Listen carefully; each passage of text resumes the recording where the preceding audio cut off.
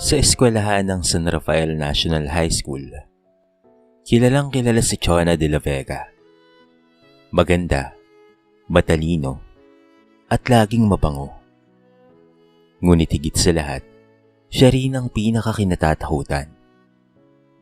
Hindi dahil sa galing, kung hindi dahil sa dulas ng kanyang dila. Grabe, Mercy.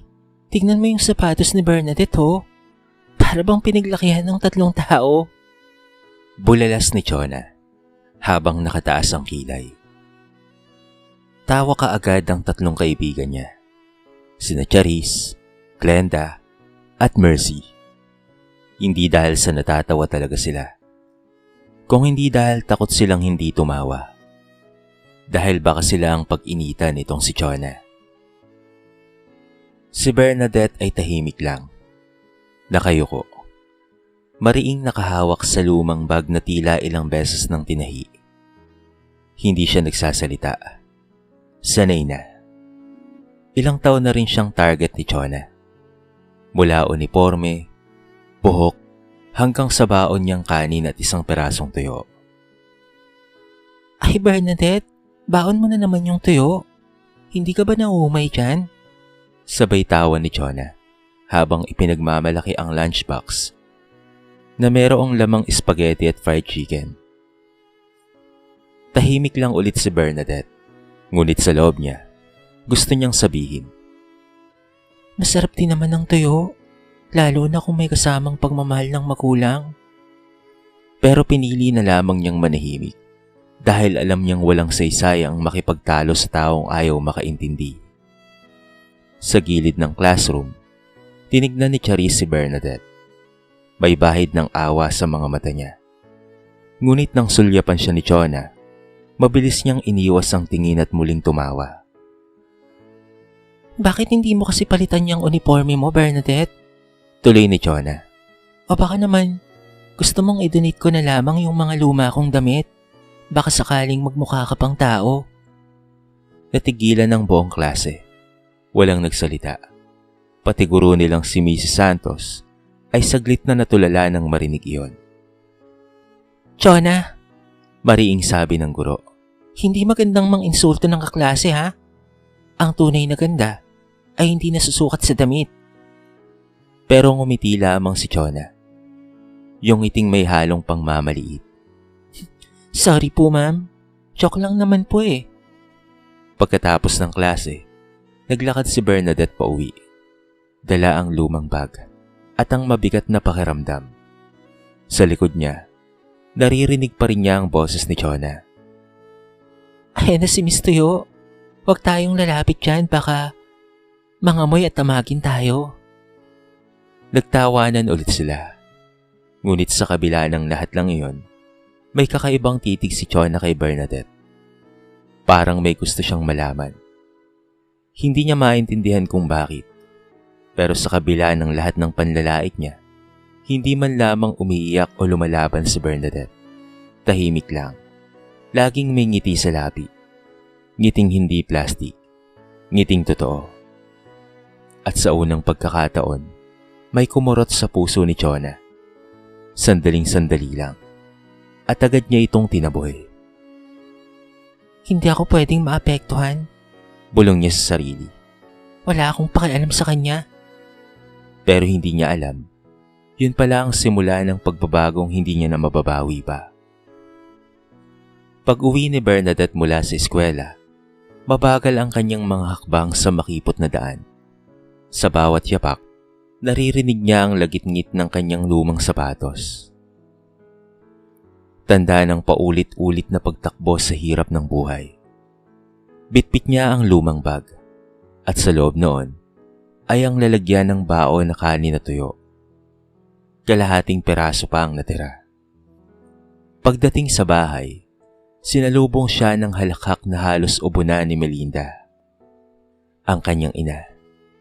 May kaunti pa ring apoy sa kalan at amoy ng nilagang kamote ang bumabalot sa malit nilang barong-barong. Anak, nariyan ka na pala, wika ni Aling Melinda habang pilit nang umingiti. Kumain ka na ba? Opo, Nay. Sagot ni Bernadette, sabay lapit upang alalayan ang ina sa higaan nito. Wag na po kayong bumangon. Ako na po ang magluluto mamaya. Ay nako anak, kung pwede ko lang iluto ang sarili kong lakas para may maihain sa'yo araw-araw.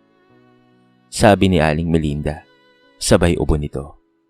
Pero sa likod ng biro, halata ang pagod, ang sakit, at ang takot ng isang inang alam niyang unti-unti siyang nilalamon ng karamdaman. Nay, wag na po kayong magsalita ng ganyan. Kakayanin po natin to. Sagot ni Bernadette. Pinipigilan ang pangingilid ng kanyang luha. Pumasok si Bernie, ang kanyang ama mula sa labas. Pawis, puro putik, sapagkat galing ito sa construction site. Lumapit siya sa asawa at humalik sa noon nito.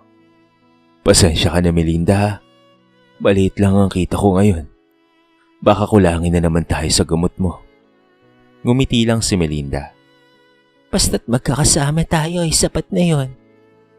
Tahimik si Bernadette habang pinagmamasdan ng kanyang mga magulang. Ramdam niyang kahit gaano kahirap ang buhay nila, puno naman ito ng pagmamahal. Doon niya naisip. Kaya pala hindi siya umiiyak kapag nilalait siya ni Chona.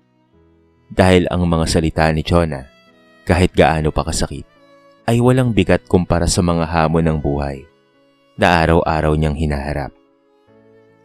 Pagkatapos kumain, kinuha niya ang kanyang notebook at nagsimulang gumawa ng assignment. Tahimik lang siya habang sa gilid ay nagdarasal si Melinda. Anak, wika ng ina. hindi mo kailangang makipagpaaliksahan sa kanila. Ang mahalaga, marunong kang tumingin sa baba, hindi lang sa taas. Napangiti si Bernadette. Nay, balang araw po, makakapagtapos po ako ng pag-aaral. Bibigyan ko po kayo ni tatay ng magandang bahay. Hindi na po kayo magtitiis ng ganito. Hinaplos ni Melinda ang buhok ng anak. Ang pangarap anak, hindi kailangang malaki. Basta't may puso, magiging totoo yan. Lumabas si Bernadette at tumingin sa langit. Madilim, puno ng ulap, ngunit may iisang bituin na kumikislap. Tahimik siyang nagdasal. Panginoon, salamat po sa lahat. Sana po bukas, mas may tapang pa ako. At sa gabing iyon, habang mahimbing na natutulog ang mag-asawang Melinda at Bernie, si Bernadette ay gising pa rin. Nag-aaral sa ilalim ng mahinang ilaw ng kandila. Tahimik naman dirigma ng buhay. Hindi kailanman bumibitaw. Sabado ng hapon, abala ang buong section sa paghahanda para sa birthday ni Jonalyn Cruz. Isa sa pinakamasayahing kaklase nila. Halos lahat ay imbitado, kahit si Bernadette, na madalang makasama sa ganitong kasiyahan. Mula sa malayo, papasok si Chona, naka-best dress. May dalang regalo na binalot sa mamahaling papel. Kasunod niya si Charis, Glenda, at Mercy. Lahat ay nakangiti, pero halatang si Chona pa rin ang sentro ng atensyon. Pagdating sa bahay ni na Jonalyn, masigla ang lahat. May kantahan, tawanan, at kainan. Habang ang mga bisita ay nagkikwentuhan, napansin ni Chona si Bernadette na tahimik sa isang sulok. Hindi ito nakikihalubilo. Tila kontento na nakamasid. Hay nako, bulong ni Chona kay Mercy. Ay na naman siya oh. Parang multo, hindi marunong makisama. O baka naman nahihiya kasi wala siyang bagong damit. Tumawa si Mercy. Pilit, sabay tango. Oo nga, baka galing pa yan sa ukay-ukay. Napatingin si Glenda, halatang nag-aalangan. Chona, baka naman gusto lang niyang manahimik. Pero sinamaan siya ng tingin ni Chona. Glenda, gusto mo bang ikaw ang laitin ko? Natahimik si Glenda at yumuko. Habang patuloy ang kasiyahan, abala si Chona sa pagpapasikat. Siya ang unang kumanta sa videoke. Ang unang tumikim ng lahat ng ulam at ang unang nagpahayag ng birthday message kay Jonalyn. Mahaba, puno ng papuri, pero halata lang na gustong magpapansin. Ngunit habang nagkakatuwaan, napansin niyang si Bernadette ay tahimik na nagbabalot ng pagkain sa isang lumang supot. Dahan-dahan para hindi makita ng iba. Nanlaki ang mga mata ni Chona. Ay grabe, nakita niyo yun? Bulong niya sa mga barkada. Nagpapalot pa ng handa. Hindi pa nga tapos kumain eh. Nagbaon na. Nagtawanan ng tatlo niyang mga kasama. Baka wala silang ulam sa bahay. Sabi ni Mercy. Ngumisi si Chona. Patay gutom talaga. Gusto kong ipahiyayan bukas. Gagawan ko ng eksena para magmukha siyang kawawa sa harapan ng lahat. Ngunit kahit sa gitna ng tawa nila, may bahagyang kaba sa puso ni Chona. Hindi niya alam kung bakit. Pero nang sandaling iyon, tila may kakaibang tanong sa isip niya. Bakit kaya kailangan pa niyang magbalot? Baka meron talagang dahilan. Ngunit agad niyang itinaboy ang pakiramdam na yon. Hindi. Pulong niya sa sarili. Hindi ko siya kailangang intindihin. Siya yung tipo ng tao na dapat maiya sa sarili niya. Nang matapos ang party, nagpaalam na ang lahat. Umuwi si Chona at ang mga kaibigan. Ngunit hindi pa rin mawala sa isip niya ang nakita. At nang mapansin niyang palihim ding umaalis si Bernadette, may kung anong nagtulak sa kanya. Halika, sundan natin siya. Sabi niya sa kanyang mga barkada. Gusto kong malaman kung saan niya dadalhin yung mga supot ng pagkain na yon. Tahimik silang sumunod habang papalubog ang araw. Hindi nila alam, ang gabing iyon ang magiging simula ng eksenang tuluyang babasag sa pusong bato ni Chona. Tahimik na naglalakad si Bernadette sa madilim na eskinita. Pitpit ang supot na may laman pa ring mga handa mula sa birthday ni Jonalyn. Sa likod niya, palihim na sumusunod sina Chona, Charis, Glenda, at Mercy. Tanging liwanag ng mga poste at alingaw-ngaw ng tahimik na gabi ang saksi sa bawat hakbang nila. Ang weird talaga, bulong ni Chona. Pilit na pinapatawa ang sarili. Baka ibenta pa niya yan sa kanto ha? Ngunit wala ni isa sa mga kaibigan niya ang tumawa. Marahil, nararamdaman nilang may kakaibang mangyayari. Habang papalapit, napansin nila ang bahay ni Bernadette. Maliit, gawa sa pinagtagpi-tagping yero at kahoy. Wala man lamang gate, at ang ilaw sa loob ay kumikislap-kislap, halatang mahina ang kuryente. Tumigil si Chona sa tapat ng bahay, sinisilip sa maliit na siwang ng pinto. Doon, nakita niya si Bernadette na maingat na inilapag ang supot sa lamesa. Nilabas niya isa-isa ang pagkain. Kaunting spaghetti, 2 perasong lumpia, at isang hiwa ng cake. Nay, Tay, may dala po akong pagkain.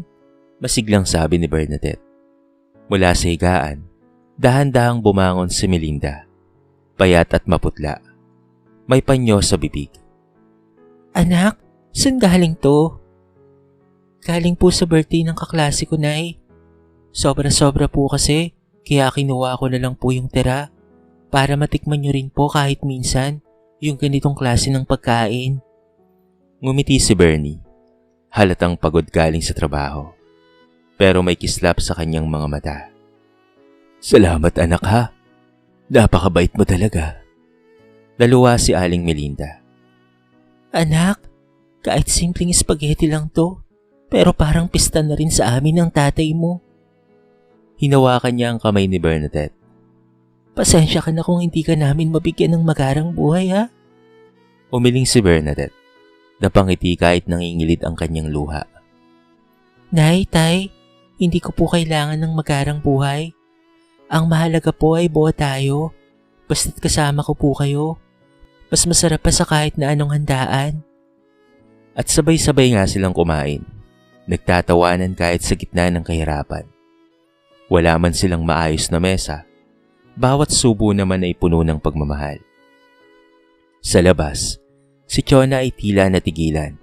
Nakatayo lang. Tahimik. Habang pinagmamasdan ang eksena ngayon. Nanginginig ang kanyang mga kamay. Parang may tinik na biglang tumusok sa kanyang puso.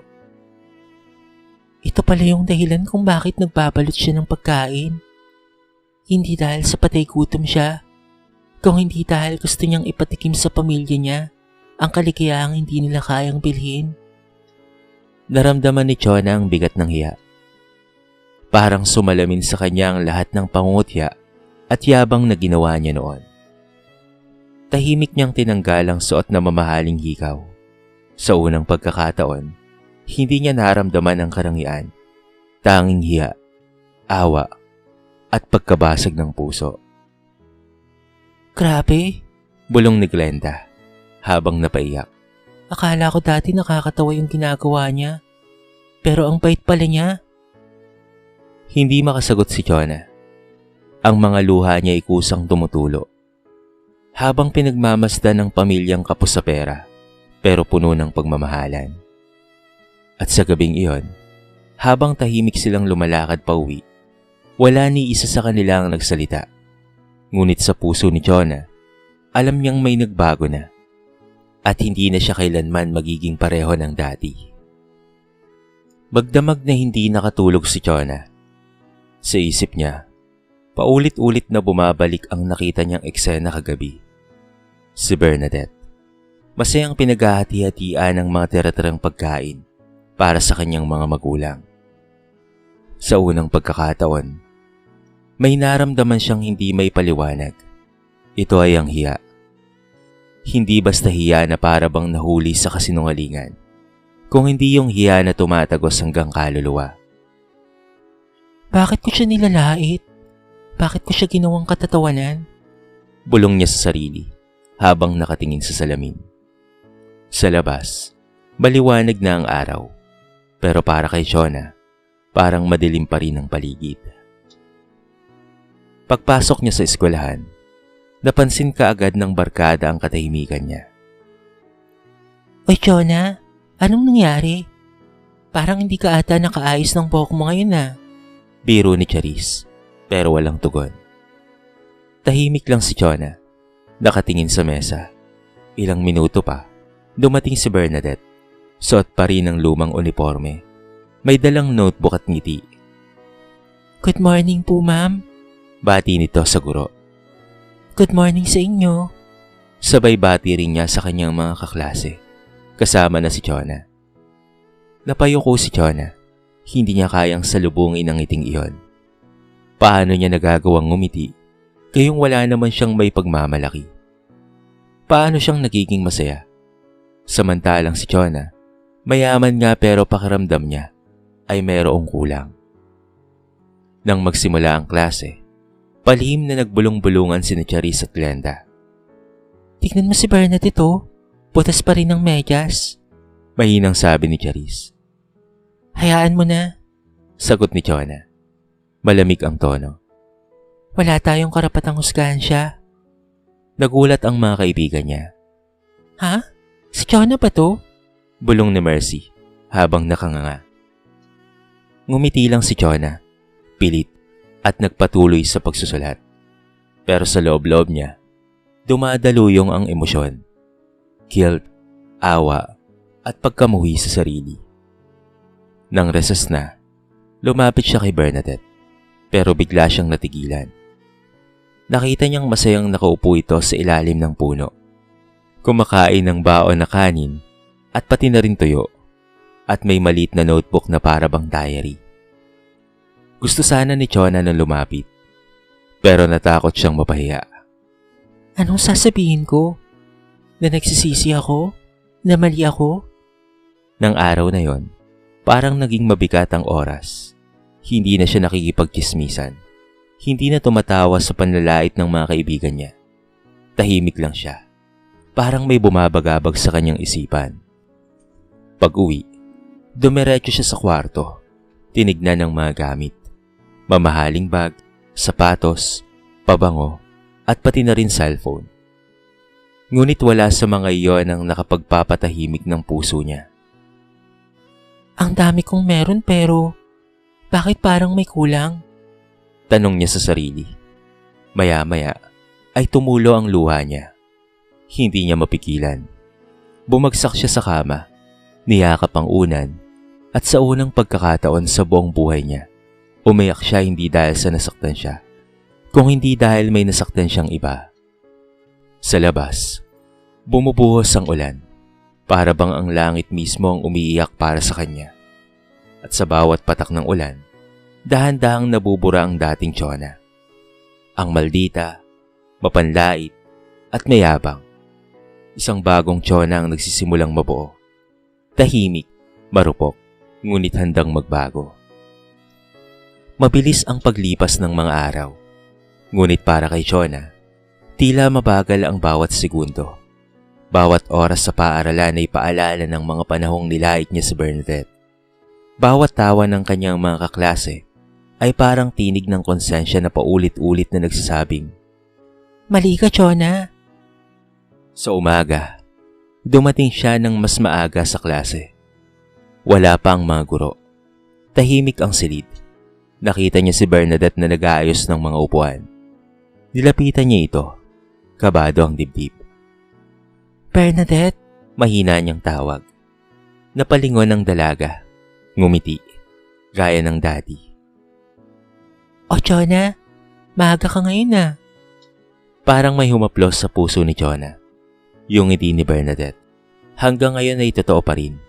Kahit ilang beses na niya itong sinaktan. Hindi niya napigilang maluha. Bernadette, gusto ko lang humingi ng tawad.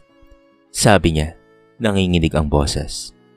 Sa lahat, sa mga panlalait ko, sa mga masasakit na salitang sinabi ko sa'yo, at pati na rin sa mga pangungutya.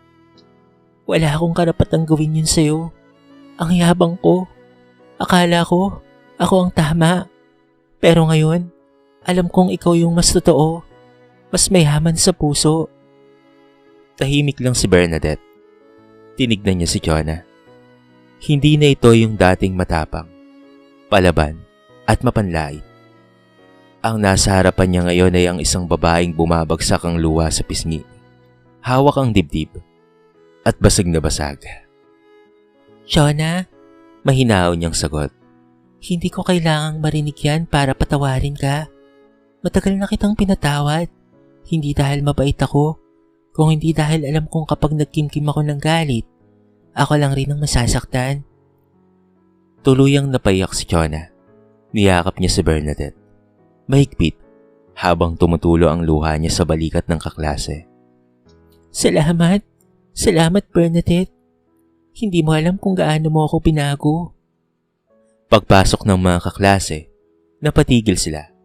Tahimik ang buong silid, habang nakikita nilang magkasabay na nakaupo si Chona at Bernadette. Hindi na magkaaway, kung hindi magkaibigan na. Kinahapunan, sa unang pagkakataon, nakita ng lahat si Chona na sumama sa feeding program ng paaralan. Siya na dati ang unang tumatawa sa mga mahirap, ngayon ay siya na ang unang nag-aabot ng pagkain sa mga batang nangangailangan. Gusto kong mag-volunteer lagi dito, ma'am. Sabi niya sa kanilang guro. Ngumiti si Mrs. Santos. Nakikita ko, Chona. Natuto ka na. Yan ang tunay na kagandahan. Yung galing sa puso. Pag-uwi niya, dumaan siya sa bahay ni na Bernadette. Iniabot ang maliit na kahon. Para kay Nanay Melinda to. Mga vitamins at kamot. Galing sa allowance ko. Nagulat si Bernadette, pero tinanggap niya. Medyo napapaiyak siya. Salamat, Chona. Ngumiti si Chona. Ako dapat ang magpasalamat, Bernadette. Kung hindi dahil sa inyo, hindi ko matututunang mayaman pala ako sa maling paraan.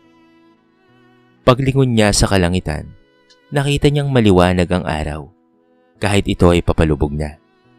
At sa unang pagkakataon, hindi niya iniisip kung tama ang ayos ng buhok niya o maganda ba ang suot niya. Ang mahalaga lang, maganda na ang puso niya. Lumipas ang maraming taon.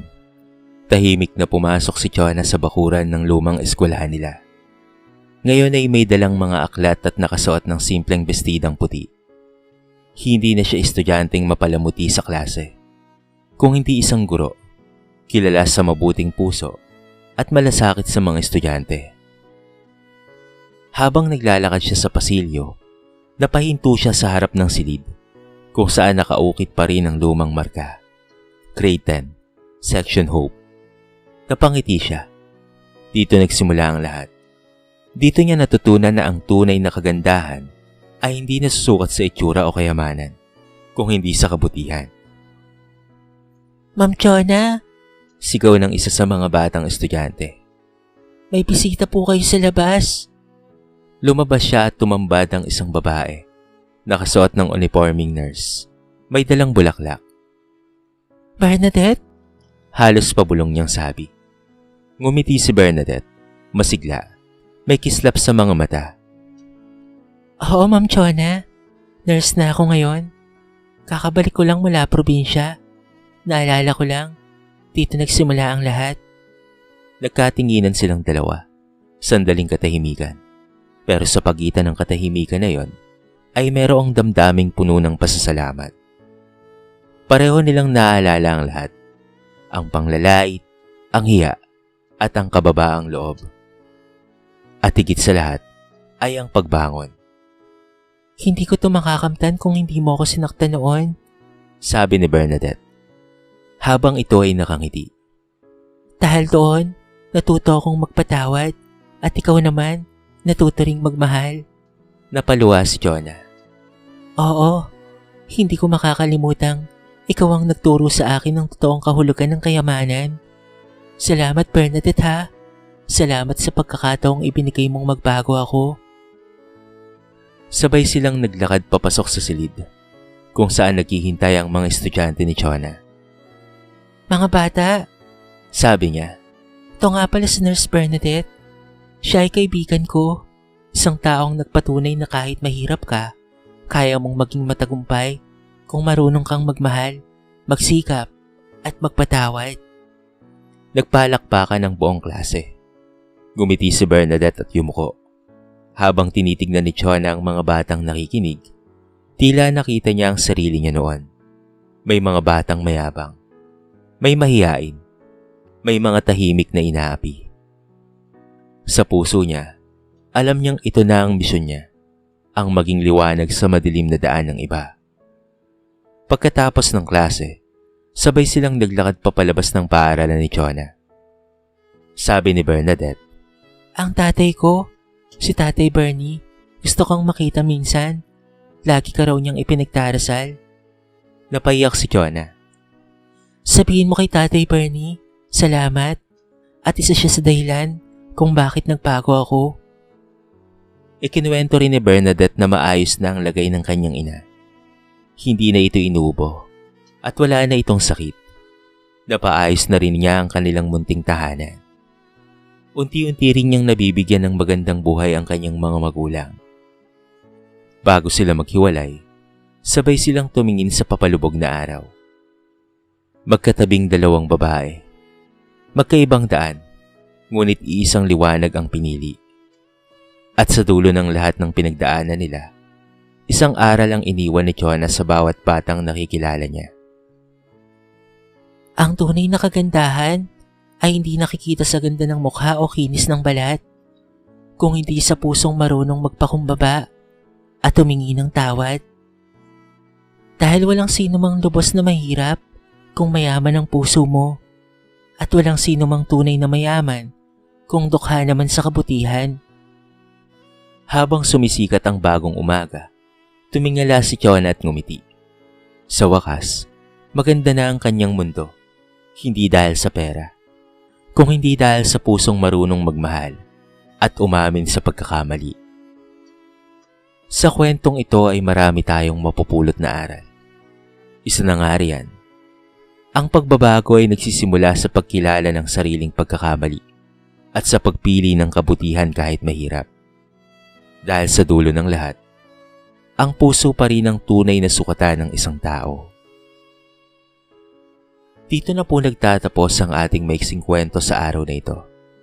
Sana po ay nagustuhan nyo at sana po ay kinapulutan nyo ng maraming aral. Kayo mga kabarangay, anong masasabi nyo sa ating kwento? I-comment nyo naman po sa baba ang inyong mga reaksyon at babasahin natin ang lahat ng yan. I-comment nyo na rin kung taga saan kayo para naman malaman ko kung hanggang saan nakaabot ang video na ito. Paki-like and share na rin po ang ating kwento para mapakinggan rin ng iba. At kung bago ka pa lamang sa ating channel, baka naman pwedeng pakihit ang subscribe button at bell notification button para palagi kang updated sa mga bago nating upload na katulad nito. So paano mga kabarangay? Hanggang sa muli, thank you so much and peace out.